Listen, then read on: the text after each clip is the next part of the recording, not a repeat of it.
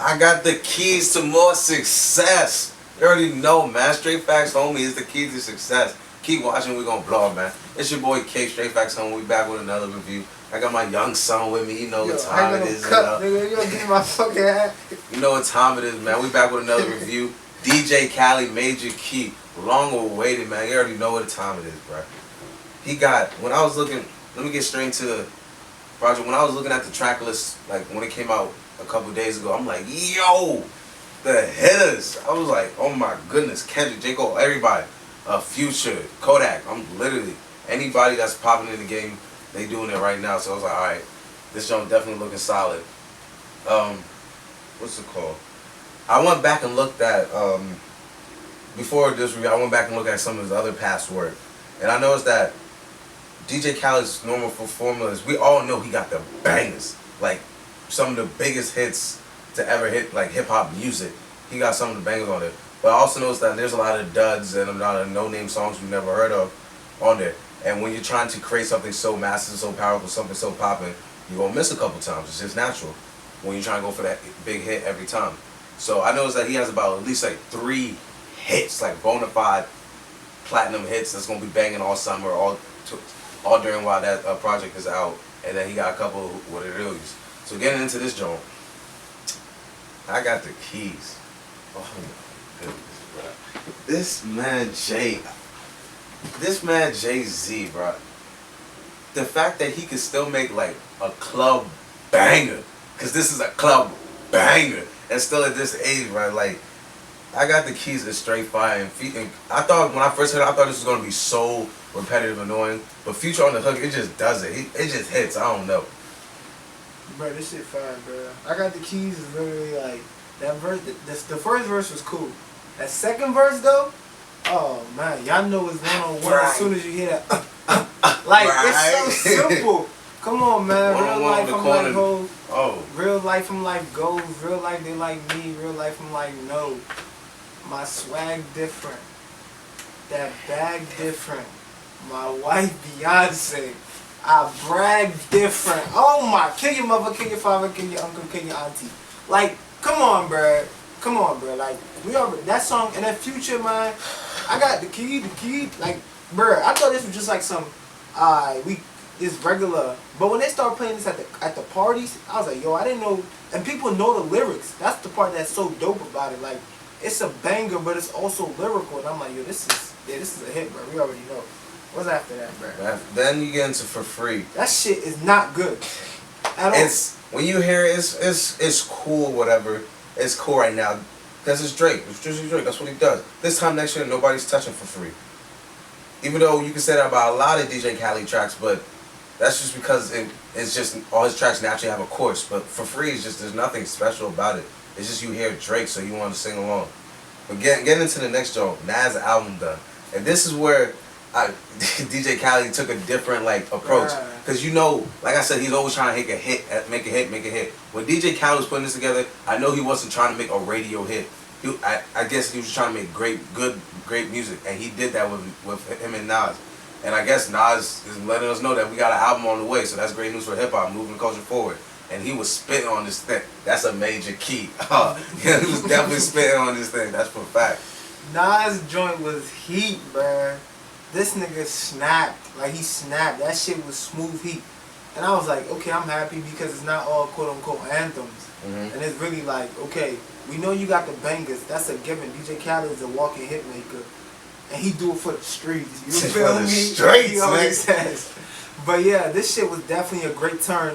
And then it didn't just stop there. The next one, it went right into it again with Holy Key. Holy Key is not just gonna be it's not gonna be no club anthem, but it's something that you can fuck with like on an everyday basis. The soulfulness, yo, who sang that? Betty White. Betty Wright.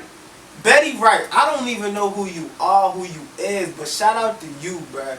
Shout out to you. You killed that shit. I felt you. I really felt you, bruh. Like, that shit was dope as hell.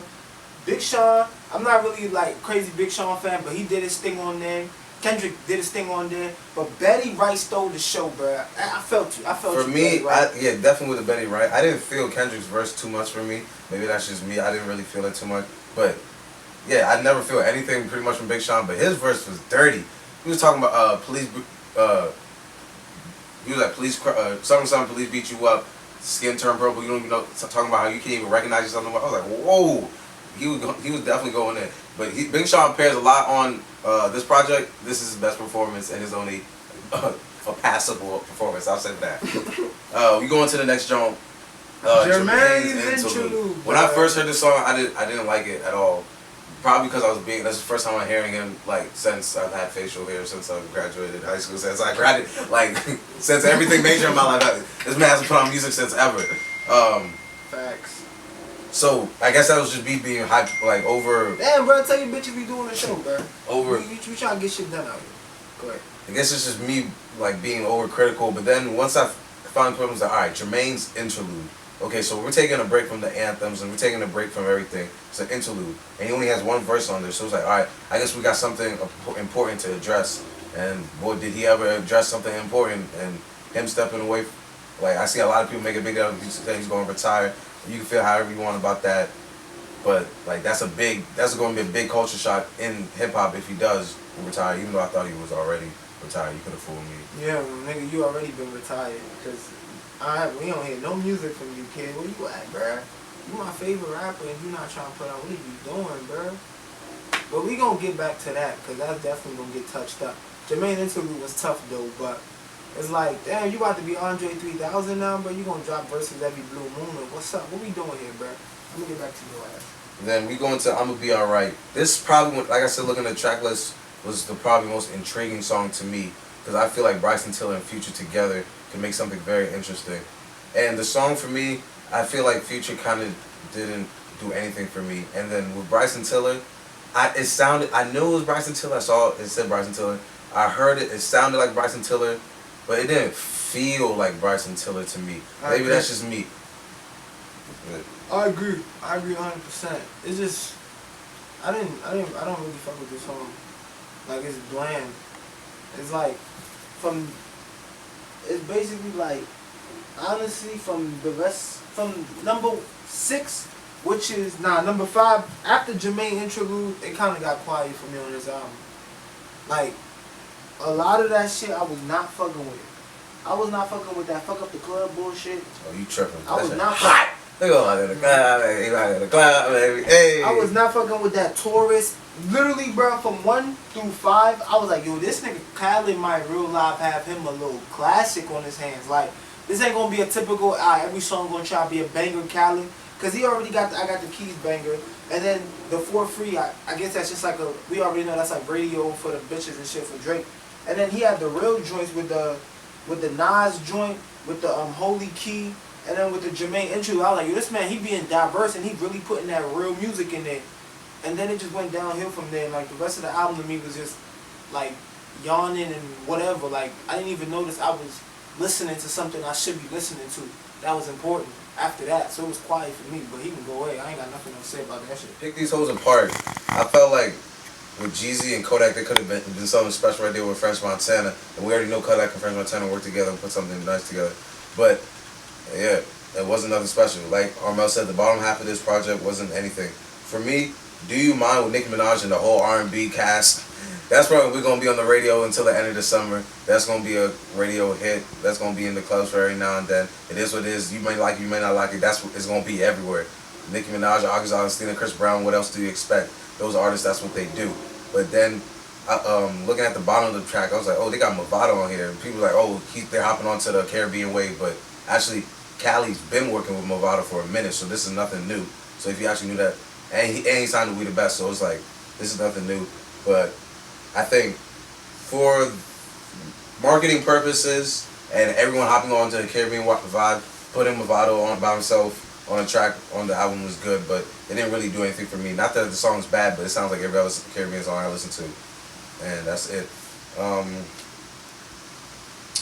But yeah, this album definitely has its moments and it definitely has its downs, just like every other else. I don't see this album really differentiating itself from other DJ Khaled projects.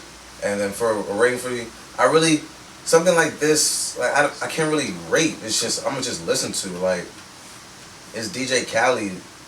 He just doing what he does. I'm not gonna, because it's not like an artist creating his story. It's just DJ Khaled making great music.